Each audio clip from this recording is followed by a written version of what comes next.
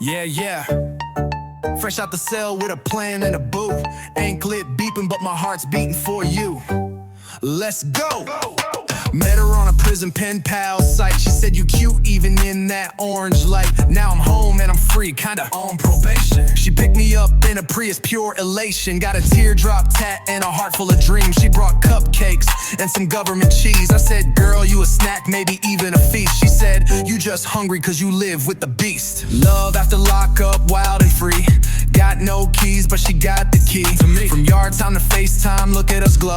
From prison phone calls to reality show. Love after lockup, we don't play. Tinder got nothing on JPay. I did my time, now I'm doing hers. Doing laundry and love, both in spurts. Hello and welcome back to another episode of Love After Lockup Locked Down, where we are covering Season 2, Episode 20. As always, you can find us in our Facebook group and on Instagram at Love After Lockup Locked Down. I'm Jennifer. And I'm Lisa.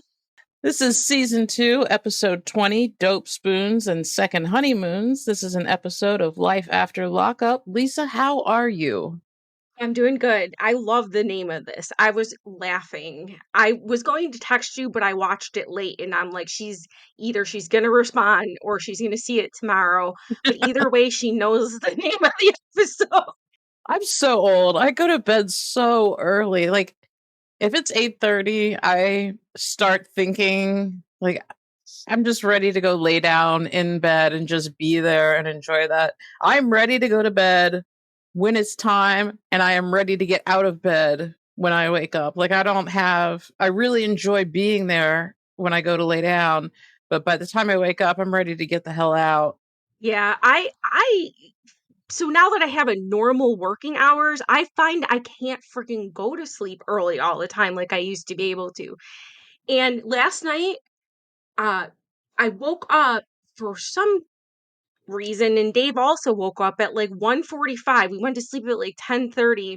Both woke up at 1:45. He had a bowl of cereal. Then my daughter and I have like this texting group with her old friend from high school that used to be at our house a lot when they were little. And he just kept texting me and texting me and texting me about his job at McDonald's. And so that kept me up. I never went back to sleep. I have been up since 1:45 in the morning. Oh my God. I woke up at 4 the other day and I thought that was terrible. I don't even feel it though. I'm not feeling tired. I probably will after the gym, but Oh, yeah. yeah. Well, this week we start off with Brittany and Marcelino, and Brittany tells Marcelino that she wants Sasha to be Zoila, their baby's godmother. And he's like, how is that supposed to work with her being in prison for 10 to 30 years? Yeah, that makes sense. I'm going to be with him on this because that's kind of crazy because the whole thing, if you're religious about a godparent, is that if something happens to both of you, the child is supposed to be taken care of by the godparent. But realistically, that wouldn't happen probably anyway because there would be family members going, I want the kid, I want the kid. And the court is going to take the, blood relative side usually over a godparent.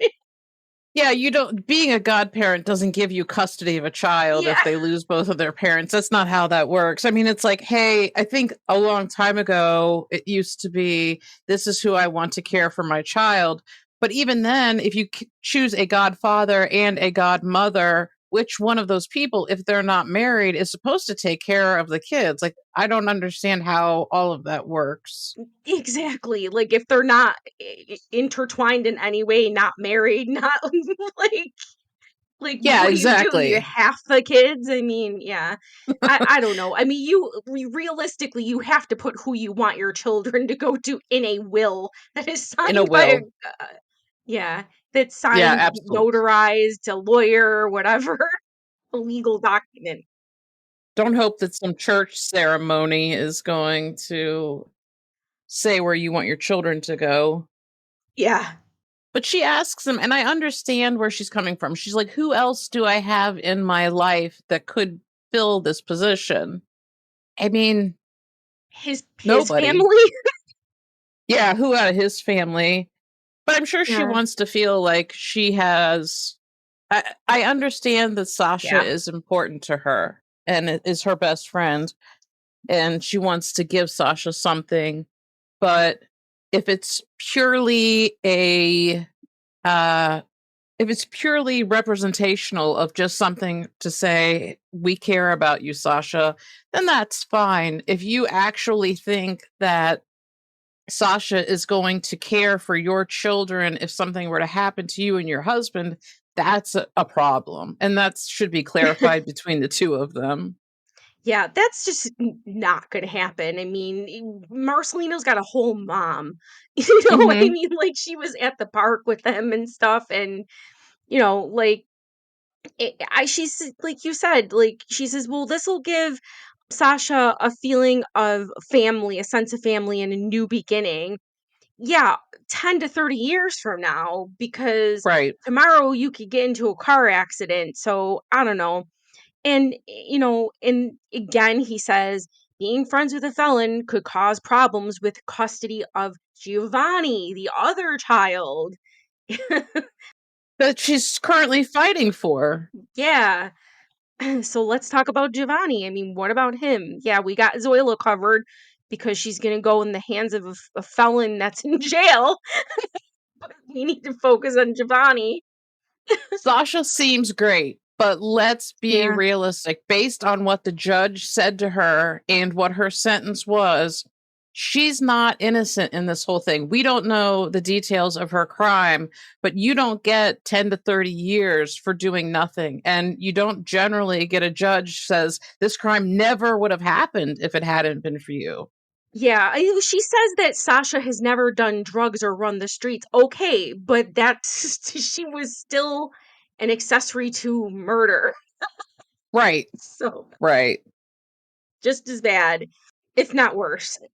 He recognizes that Sasha has the potential for a great redemption story, but she's not to that point in her life where she can start redeeming herself. She just went to prison. Like now she's got to work on the redemption part of it. Mhm. Brittany thinks that her story tells their daughter about overcoming obstacles and becoming stronger, which sure. I think that Brittany herself has a great redemption story, but that it doesn't justify making Sasha a godparent in more No. than just representation. I don't know. I mean, it's yeah, look, Zoila, someday when you're a felon and you get out of prison, you're going to want you're going to want to be just like Sasha. Strive to be better than your mother. Be better than your godmother. Like strive Yeah. to not be a felon and not have drug issues and not be a part of a murder story. I mean, Yeah. he tells her that he's worried that she's completely missing the point in all of this. And I think that they're arguing different points. And I think that's where this whole argument comes from. She's just, let's give Sasha something to hang on to. And he's like, where are our children going to go if we die? I mean, I all we see these two do is like I don't want to say argue, they bicker. Bicker, bicker, Yeah. bicker about literally everything. And I wonder if they're just putting on the parts where they're bickering or if this is like literally an all the time thing over everything. I really wish I knew. I know they're no longer together, but They seem to get along a lot. Like they have these little arguments, but they're never, Clinton Tracy style no, arguments. they're both strong-willed. That's where it may not be such a good thing. Yeah, I agree with that. Next up, Scott and Lizzie, and they're sitting on the beach, and Scott pulls out a black box and says he had bought this a few months prior. Now, keep in mind that they were broken up a few months prior. Oh boy. Okay. So they were kind of cute in this episode until the end. I mean, it's I don't know. I thought it was going to be like a pair of earrings.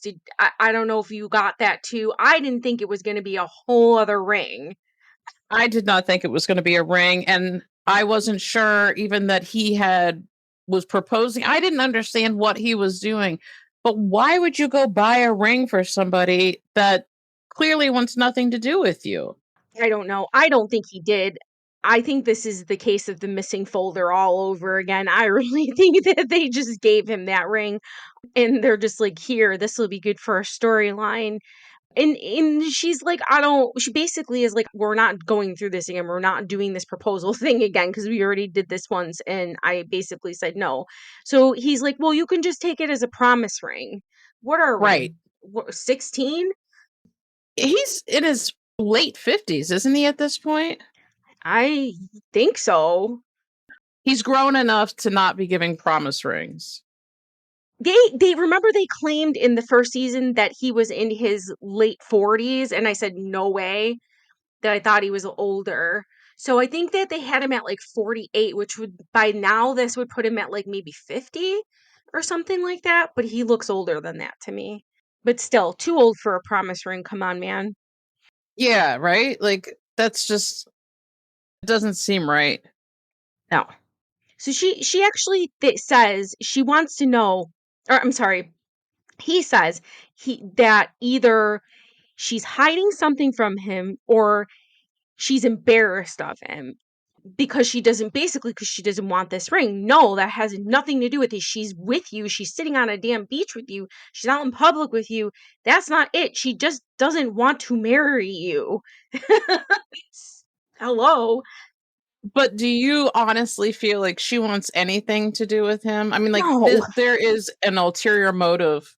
I Oh, yeah. assume it's money, but if she thinks he's broke, then what is she doing there? Why is she there? What is the purpose of all of this? Just to get him riled up, just to see if she can soak any more? Like, maybe he's recovered. Oh, he got a new job. Maybe he's got money for me now. Yeah, maybe. Okay, he actually, this is here why I think that this ring is fake. He throws it in the water and they somehow find the ring, which is nuts. Nuts.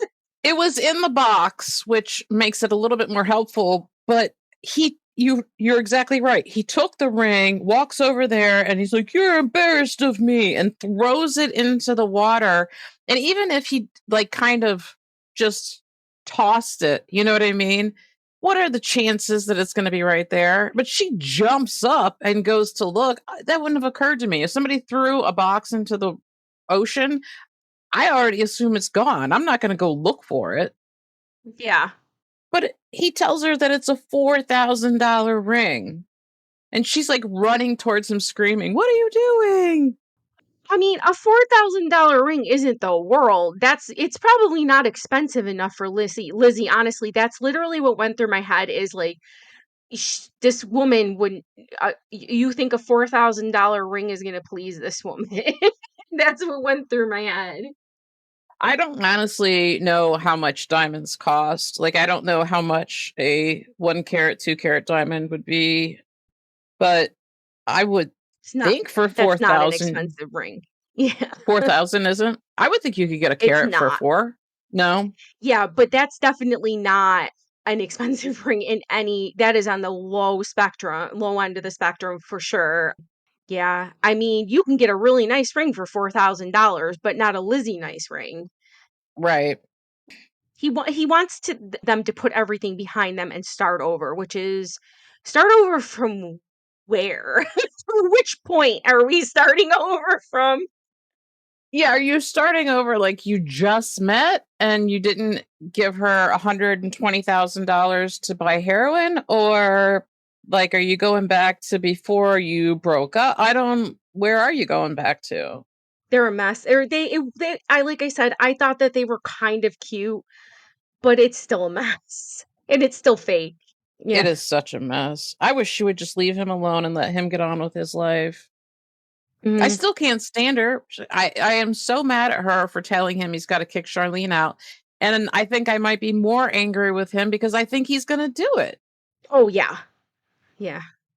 We're not there yet, but yeah. Yeah, I think so. Next up, Megan, Michael, and Sarah. And Michael says he wants to be there when the baby is born, and he's going to go see his PO to ask for a travel pass. And again, we said you're doing this at the very last second when you fully knew this woman was being induced. This is not a spur of the moment, my water broke, we need to rush to the hospital thing. She scheduled this. You Yeah. knew. And you waited till the literal day of the induction. And if you look at the time, like they had to be there super early. Or were they there at like 6 o'clock in the morning or earlier? And it's daylight by the time he's out there talking to his mom about how he's going. That baby could have already been born by the time, all this stuff. It's just ridiculous. The whole thing's ridiculous. And We know that it was because it fell through. His plans with Megan fell through. Basically, they got into a fight, and then now all of a sudden he's like, "Well, I can't be with my mistress in the backseat of my car having tacos or whatever," and making out. So I guess I'll do the next best thing, which is go to the birth of my daughter. right? Like, since I can't get laid, I guess I'll go see my kid being born. Well, I guess I'm just gonna have to go do this then. Jesus.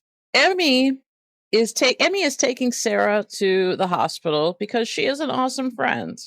Yeah, this is a great friend, man. I'm gonna tell you, she needs to keep this girl in her life. I think that I hope she does stuff back for her because this is way over and above and beyond what a friend needs to do. But I guess there are friends like this. But yeah, and she's basically being the daddy for Sarah.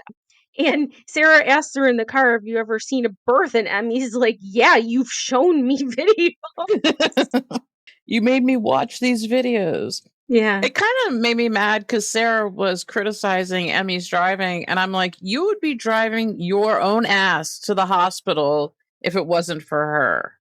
Yeah, she's probably in panic mode though at this point. She's probably crabby, she's pregnant, she's scared, she's mad. Right. She's gonna be bitchy. No, you're right. She said that Michael wants someone to FaceTime with him as she's giving birth. And Emmy's like, nope, I got better things to do. He's not my problem. No, and that's so weird and awkward. Like, I guess if I just know I've been there for the birth of two of my grandchildren. The third one that was just born, I couldn't be there, but you don't have time to hold up a damn phone and like do all that. You're concerned about everything that's going on. Everything's happening fast. There's a ton of staff in the room. You know what I mean? Like it's craziness, and you're not going to be FaceTiming, especially if she's the second person in the room, or well, actually, she's the only person in the room helping her. She's not going to hold a phone. Well, Michael wants to make it about himself. Like he's going to be the center of Mhm. attention while she's giving birth. So Yeah. I'm glad Emmy stood up and said no. Yeah, I wrote an asterisk and said, "Here's Michael acting as if he cares about the birth of his child." Right? Sarah says that Michael abandoned her in a way, and Emmy agrees and says nobody is worried about him because he put himself in the position he's in. 100%. He is where he is by choices of his own. Nobody did anything to him. I don't feel like a soul feels sorry for him. I feel like they're just all trying to stop him from this garbage.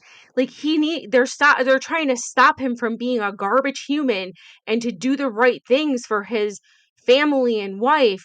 They don't give a crap about about Michael actually. They just want him to be there for his family and stop going back to prison. Yeah, I feel like his mom cares about him going back to prison. And I think his mom and Day Day do care about Sarah. And they want him to do the right thing, but I don't know if that's because they care about Sarah or because it's the right thing. Do you know what I mean? I still don't think anyone feels sorry for him though. He's made No. all these bad choices. In this he's doing every single I don't think I've seen a soul act like they were sorry for Michael in any way. No. Not even um oh my god, Megan. I couldn't think of her name. Except for the excuses, like when he would come up with lies, she'd be like, "Oh, well, Sarah is a problem because this, that, and the other." Well, Michael told you that. That's not Yeah. true. Or when she's like, "Well, they're always fighting," and his mom was like, "Yeah, over you. Like you're the problem." Yeah.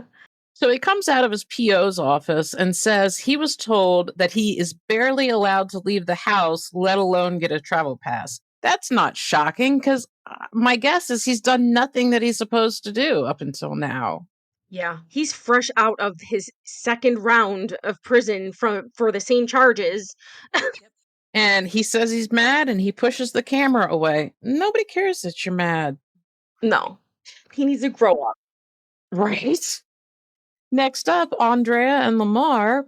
And she's upset that they're going to a homewarming party with no gift. I think. Did you No. catch that at She's the beginning? she's no, she's being sarcastic. Okay. She said she's rolling with him to his brother's house. And like she's being all sarcastic. And she's talking about she's like, I really want to go see Dulo, and she rolls her eyes and then she's like, not. That's so rude. That is his It fam. is The way rude. she treats them, I can't stand her. Like, I don't know why she thinks it's okay to be so nasty about the. Oh, what does she say? He says they're going to his brother's house and it's important she meets him because she is part of his family now. Now, that's a nice thing to say. Mm-hmm. Does she care about that? No. She's just pissed off and says she's only doing this for him. She's acting like she's above everybody, like she's very uppity, and it's all about this Utah and Mormon crap. And I don't know about how glorious Utah is, but apparently it's this like Mormon paradise where everyone is godly and holy and does no wrong, no drinking, no drugs, no prostitution. Like, what is Utah? Can someone please Bullshit. tell us if they live in Utah and if Utah is actually this nice? Maybe we need to take a trip to Utah just to like sightsee some Mormons. I don't know. She acts like it's like the Mecca. It's like the best place on earth is Utah. I've never heard this in my life. I haven't either. She said that his PO even told him that he was not allowed to be around friends and family because they're a bad influence. I mean, maybe he did say that, but that's not going to stop.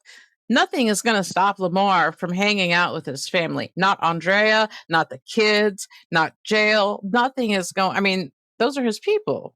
I don't think they can keep you away from your family unless, of course, maybe you have family members that are felons or Hmm. gangbangers or something like that. But she just assumes his whole family i- are criminals. And I don't think that's the case. They live in California, and the only thing I have seen them do that anybody could question is smoke weed, which is completely legal. And Mhm. they walk into his house, at Dulo's house, and Lamar says it smells like Bob Marley. He's not complaining. She, on the other hand, goes in and is just like, "Oh my God, this is horrible. I can't breathe, but I don't want to look like a square." Oh yeah, oh, she looks like a square. Really. All everything she does, but then and the next breath she'll do stuff that's totally not square, like making Yeah, out in a car in a car wash. car wash. But yeah, she's like, I'm allergic to smoke. No, you're fucking not. Stop it. No, you're not. You're fine. She gets up and she leaves, and Dulo follows her out and tries to apologize to her, like repeatedly. But she keeps yelling at him. It's legal. It is legal. Like, I, don't- I don't know. Like, I don't want to go to somebody's house when tons of people are chain smoking inside. Like, I don't really enjoy that. But I'm not going to walk into somebody's house and start screaming and yelling about how they've offended me in their own Yeah, house. exactly. That's where you got it right there, for sure. And she could have gone and stood in the kitchen or whatever. She could have been like nice about it and been like, "Oh, I'm sorry. I don't really want to breathe in the secondhand smoke. I don't do, don't smoke marijuana, and just go in the kitchen and Mm-hmm. eat something, have a drink or something of tea because she doesn't drink alcohol." But as they're standing out there and Dulo's apologizing, and then I think it's his cousin is just sitting there puffing away on the joint continuously Right while on. complaining, and it was completely on purpose, and I loved it. That's probably what I would do if somebody came over and they're like, "Oh, you're smoking." I'd be like, "Yeah," and I'm going to continue to do it. I mean, there are plenty of ways these days to not fill your house with smoke if you're going to smoke in your house. So, but they're just old school in it. It is definitely filling the house up. If everybody in the family smokes, she is the odd man out here. So Hmm. why would everybody have to change the way that they do things to accommodate her? And if this was going to be such a big deal, then maybe it should have been discussed previous to them getting there. Like Lamar should have known that this was going to be a problem. Yeah, And but he can't go see them without her because she bitches if he goes without her, and but then she's bitching if he takes her with him. he cannot win. There is nothing he can do. Don't see your family. I'm not going over there. You can't go over there. Yeah, it's a mess. She's a mess. Yet he's supposed to take her children as his own and then I'm that are basically strangers to him, but he can't see his own family. Crazy. She's like, "Oh, I'm a leader." This is back on the I'm a goody goody Mormon from Utah. I'm a leader for the youth, and then preaches about telling them not to do alcohol and or not to do drugs and do alcohol and drugs. She's not taking a blunt to the face. Like, she's not doing anything. Being around people who are doing it is not, that doesn't make any sense. Like, I don't know what she's going for, but She gets I'm her over way. it. They leave, of course.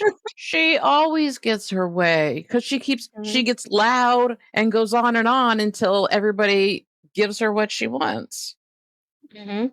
Next, we're back to Brittany and Marcelino, and he pulls up to a park, and Gio runs over to give him a hug. Mhm. Yeah, he's Gio's really taken to him, Yeah. and we know that he's not seeing Tito very often. So, quick note about that, real quick. My dad, who is like, I think he's 82 years old. My new grandson's name is Theo, and he calls him Tito.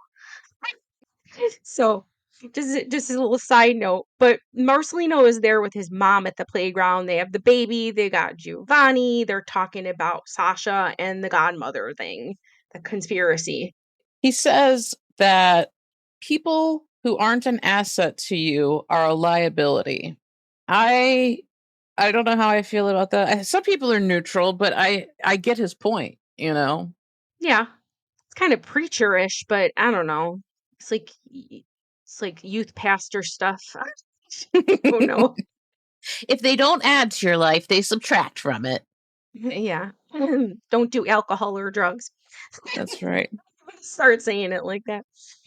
So mom says she loves Brittany and she's proud of Marcelino, but Sasha is behind bars and she just doesn't think it's a good idea. And she's right. This is the one time I'm going to say so far Brittany is just wrong. Like, I understand where she's coming from, but anything else in representational, it doesn't make sense. That's not a logical decision. Here's something. How can Sasha be there for the baptism if she's going to be in jail for 10 to 30 years? Don't you have to be there Yeah. for I didn't even think about that. He says he's willing to protect his family from anyone and anything. And I believe that 100%. I think that he would do anything to protect them. Then they go on back onto Tito, and mom does not think that Tito will let go of full custody of Giovanni, and probably not. And we do know that even though he does have full custody of Giovanni, he's not really seeing him much, Right. if at And all. this is right. This is when Marcelino decides that it's time that he has a conversation with Tito about the custody. Now, the problem is, Brittany told him not to do this. So we wrap Yeah. that scene up with him saying, I'm going to see Tito and we're going to have a talk about this. He also tells Giovanni that his number one job in life is to take care of his sister. Next, we check in with Megan, Michael, and Sarah briefly. And Sarah is in the hospital bed talking about how alone and embarrassed she feels. Yeah, I get that. He says he has to get to Sarah in New York, and the system is taking away his ability to see his child born. Nobody took anything from you. No, you caused everything. Oh, Michael's. She reminds me of someone. But yeah, everything that happens to Michael is someone else's fault. Michael never does anything wrong, and Michael never causes his own demise. Yeah. Let's just get that straight. He says he's going to stay home and pray. We'll see. Oh my God, I've missed that part. Yeah, he ultimately just winds up back at mom's house because where else can he go? He's tethered. So, Next, we're back with Clint and Tracie, and they are in Vegas. oh, these two are a mess on this episode. They are popping off. They look rough. They both look rough. To be fair, they both look bad. And, people keep insisting that they were using together. I can't say whether that's true or not, but if you look at just this day or whatever, where this taping, whether in Vegas, they look terrible. The pair of them look like they're in active addiction.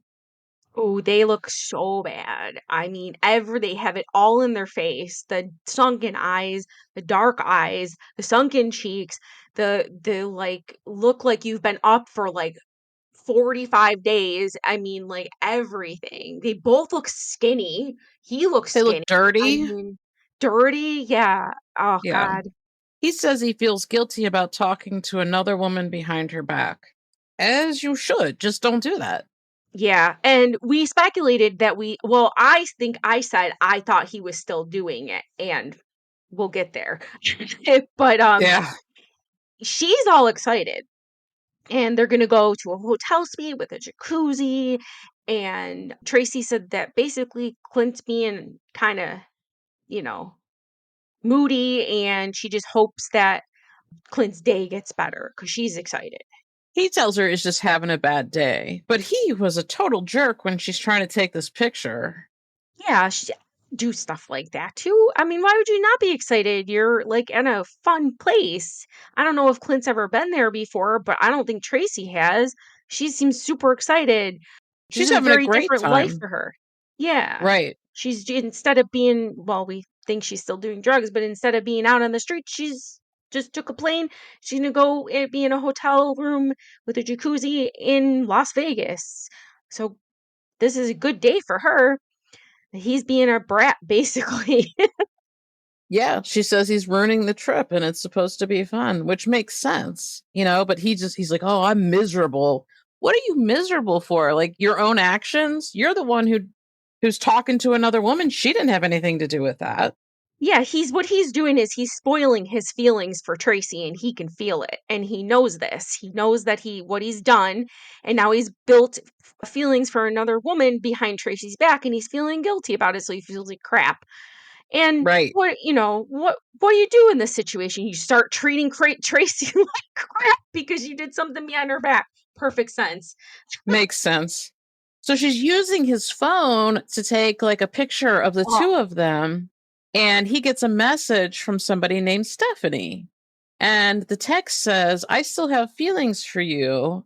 And then another one that says, "I'll be your new goddess." Can you oh, imagine?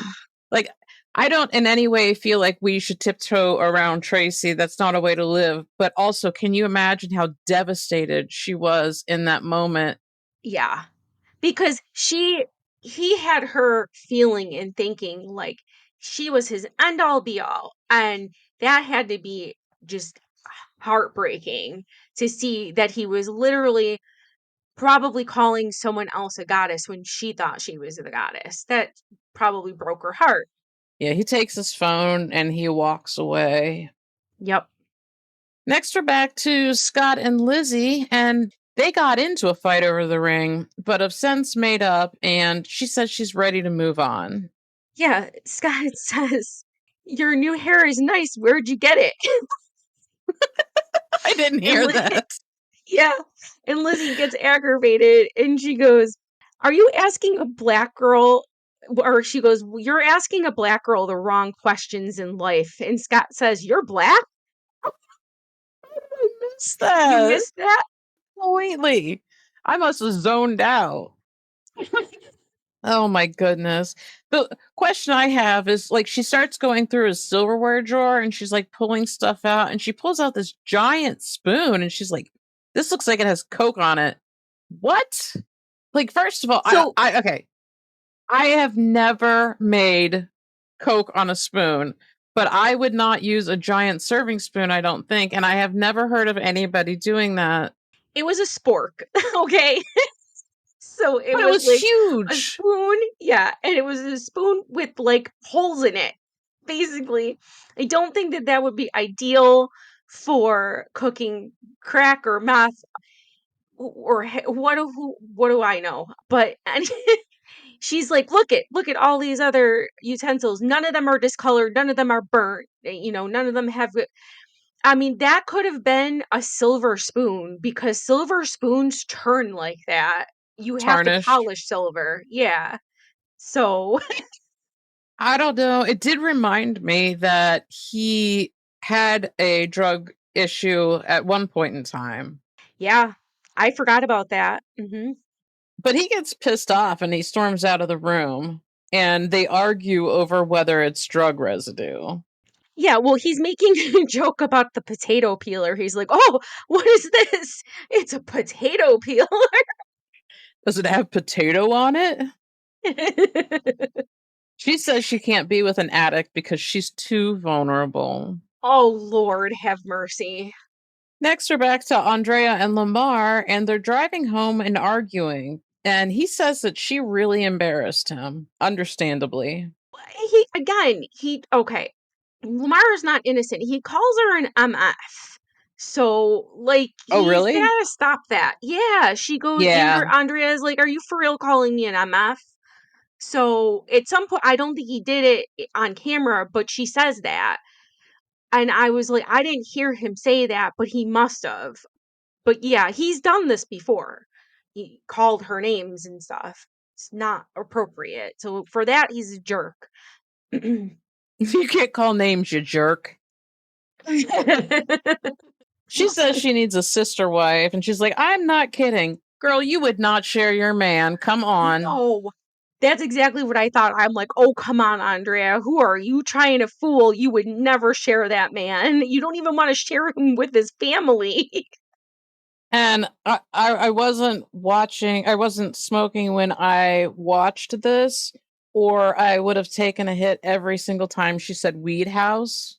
Because she said it like 900 times. Weed house, weed house. I'm like, what are you even on about? Wait, geez, a weed house. I've said, oh my god. That's it. It's hysterical to me that this is not that long ago, and she's acting like weed is an illicit drug. When at this point in time, when this is being recorded, it's actually full blown being legalized in many states, and already was as a medicine.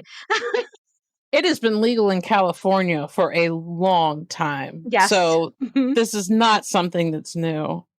He Yeah. tells her that she's stressful just by being alive around other people, which I thought was hilarious. Yeah. Omar says, when all the weed is gone, why can't you just kick it? He says, if you hate everything so much, why are you still here? Which is a great question. Like, if you're going to complain about everything, why? Why stay? Yeah, he's like, you just get stressed being around people, which is true. He says it's draining. It would be. She says that he owes it to her to take a trip to Utah to see her in her environment. So where she feels comfortable. Yeah, because screw Lamar. Let's just leave your whole damn life behind and go be in Utah. I don't know. I mean, she said she was gonna move to California to be with him so he could go through his parole, and now she's talking about he needs to do his parole in Utah. I thought that wasn't a possibility, and that's why they're in California. I'm super confused. Well, I think it's just something she wants so much, so she's like, "Oh, this is going to happen." But she says Oh. she's sick of the gangbanger lifestyle. I am sorry, I have not seen anybody act like a gangbanger at all. Like, you got caught with a gun. Okay, that was not great. But I mean, in the scheme of things, like I don't read our local police blotter and see somebody who got caught with a gun or whatever and go, gangbanger. Yeah, and no, but also we've seen his family. We've seen, the houses that they live in. We've seen Dulos. None of them look like they're living in the ghetto and they're not doing well. So, what does she want? This is not like I'm. They're not living in the hood and there's guns all around and there's trap houses, not weed houses, trap houses. It's like, what Right. is she talking about? This looks like an okay family. Yeah, maybe they smoke weed, maybe they carry guns. I guess some were gang members, but she's acting like this is the worst thing on the planet. Yeah, they're not slamming heroin or smoking meth. Like they're literally just smoking weed. Of the Yeah. problems that you get, I would 100% rather be around somebody who smokes weed than somebody who drinks any day of the week. Oh, I know that thanks. that's not the same. You are not an angry drunk, No, never, never, ever. but I have never met anybody who got high and got angry enough to hurt No. anybody else. Nobody ever. You don't bother other people. You don't get angry or violent when you get high. That's for Mm-hmm. sure. It's not like, oh, you can say, oh, I'm an angry drunk or I'm a happy drunk, but no one ever says, I'm an angry pothead. Right. You just don't see it. Oh, If anything, it's like, here, smoke more and go to sleep. You know what I mean? yeah. All that weed, man, it makes me want to fight. No, it makes you want to eat and go to sleep. Next up, Scott and Lizzie, and she got a biblical tattoo while in prison to try to keep herself from shooting heroin. And she claims that after she got this tattoo, like the needle would break or it would get clogged, and she was no longer able to shoot heroin across the tattoo any longer.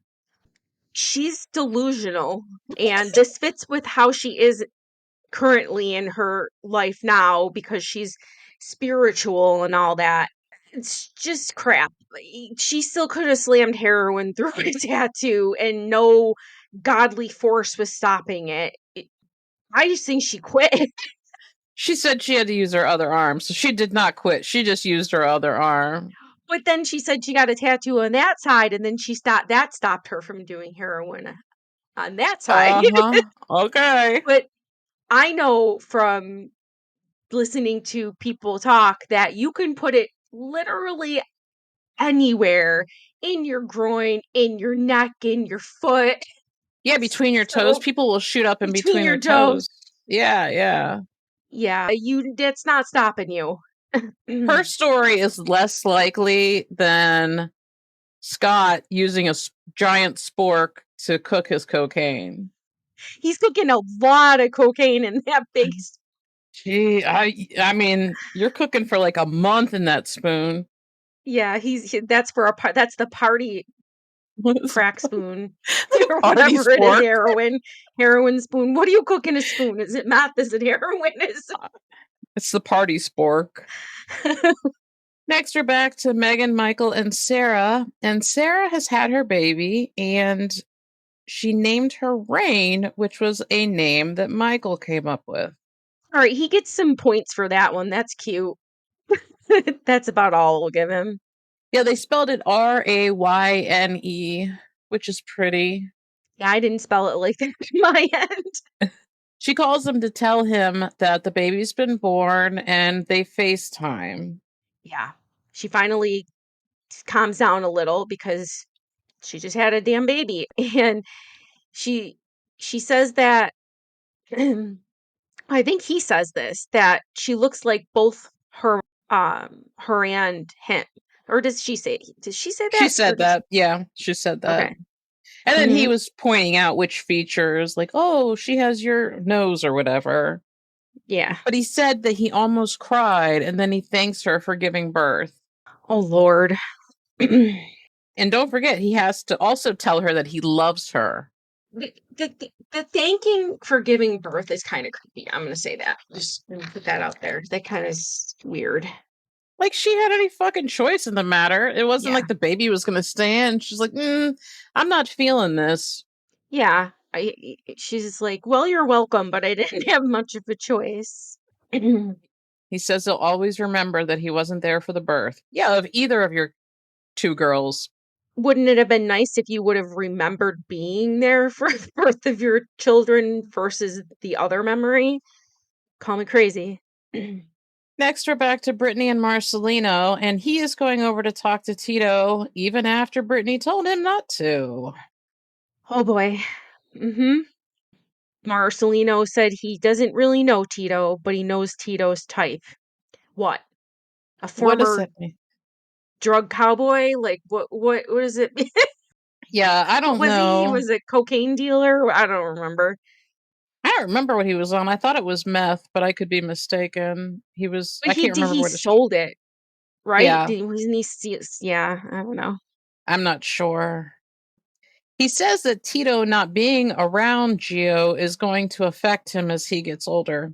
Maybe, or, if Tito is not a good influence, which is possible, then maybe it's not going to be as big of an influence. He's got two parents who care about him. Marcelino takes care of him like a father would. Yeah, he doesn't really seem to be caring much about Tito, which is kind of suspicious to me. He seems to be taking to Marcelino basically. I've heard him call him his dad too, so Hmm. I loved how fast Marcelino drove the minivan, though. Like he was just zooming around in the minivan. And he pulls like a yeah. U-turn right in the middle of the street. I'm like, what are you even doing? Do you not know where you're going? I think that they made him do that. They're like, okay, Marcelino, we want you to get in this mom van here, and we want you to pull a really fast U-turn so that this is really dramatic, okay? And then after that, take Lizzie's ring and throw it into the river, whatever that was. Tito's house looked significantly smaller when he pulled up to it this time. Like last time, it looked like they Yes, had this really big house, and then this time it was much smaller. I think yeah, because it was weird. I was like, that's the same house, but we saw like them at the door and they opened it and the inside looked super nice, right? And then we saw them on the back patio and that looked nice, but we didn't actually really see the size of the house, but it appeared like it was a big, beautiful house. But I don't think it Yeah. was. Then we jump back to Megan, Michael, and Sarah. And Megan hasn't talked to Michael since she left Michigan. Now, we don't really know how long that is. I would assume only a matter of days because he was supposed to be with Megan and she left. So when I first watched it, I thought, oh, it's been several weeks and that's why she's mentioning it. But no, it would have been several days at most. Yep, it was literal days. And I am going to go ahead and name call here because if I could have reached through the television and punched her in the fucking face, I would have. She said, and I quote, my boyfriend's wife is having a second baby. What you should Yep. have said is your boyfriend's wife is having his second baby. Well, did she listen to herself say these words? Because that sounded insane. It's gross.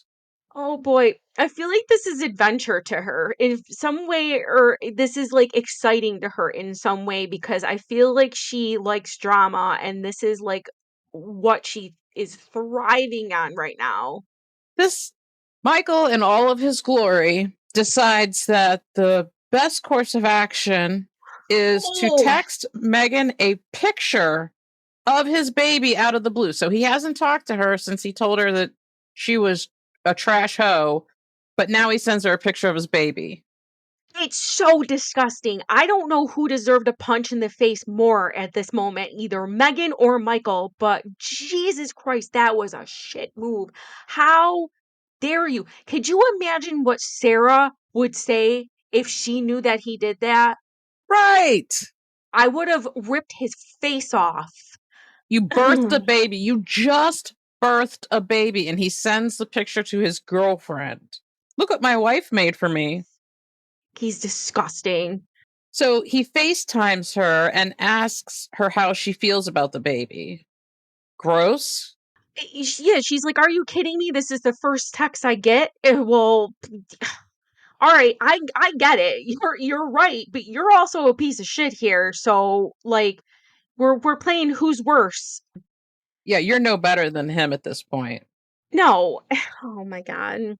So Michael tells Megan that he doesn't know what he wants, but he knows it's not Sarah. Just after he was basically telling Sarah, I love you, thank you, I'm gonna cry. And then he tells Megan he loves her too. Oh god. And did you catch when she says that she that the baby's cute but she wishes it wasn't Michael's baby because it would make things 100 times easier?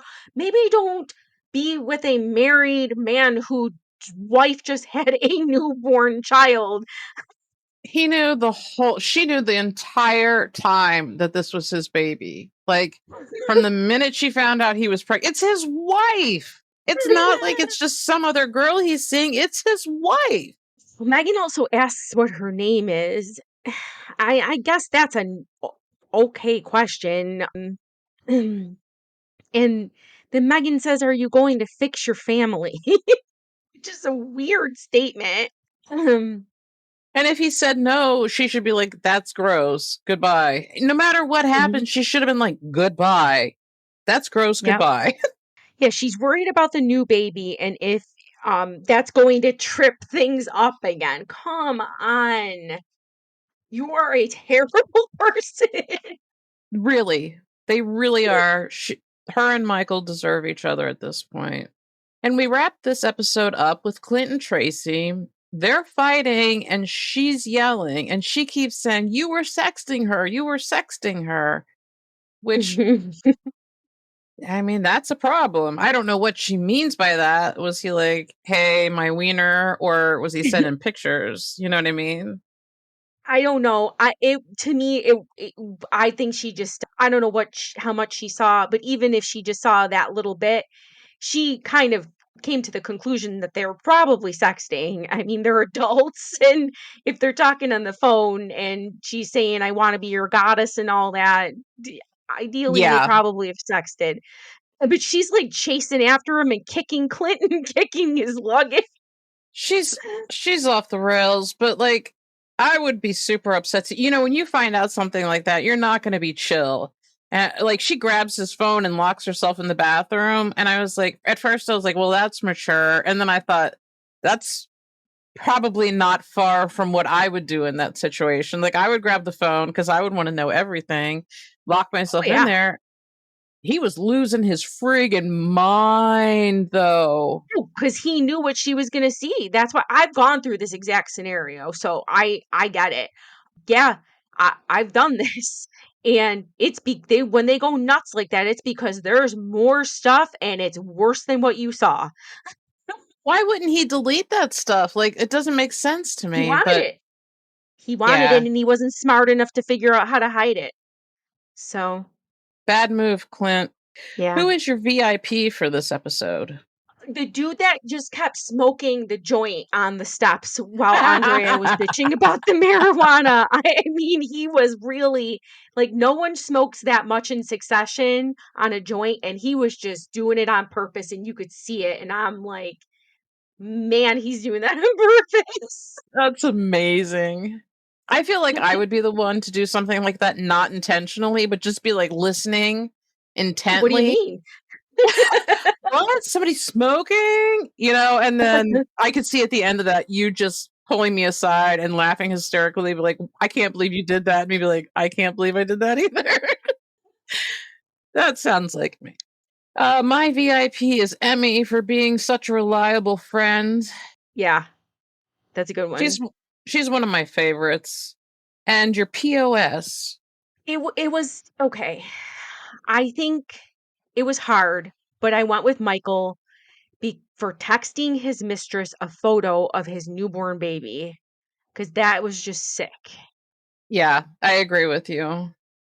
I went with Clint for cheating. I did not expect that out of him. Although in my life, I have learned the people you least expect are the ones who are out there doing it. Yep.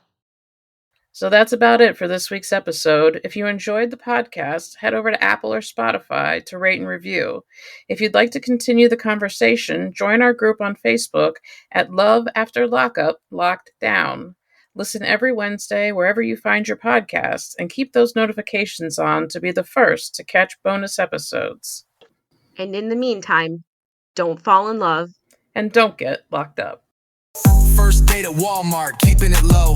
Told the clerk, don't judge me, I'm on parole. I brought roses, okay, 1 rose from a gas station. She said, oh babe, now that's validation. We be vibing in a halfway suite. Microwave dinners, romance elite. She my ride or die, she brought me a phone. Even snuck it in once, pre-release song. She hold me down like a key-o with charm. Except she don't mace me or twist my arm. We write vows in Sharpie on my court docs. Judge said no contact, but we beat the clocks.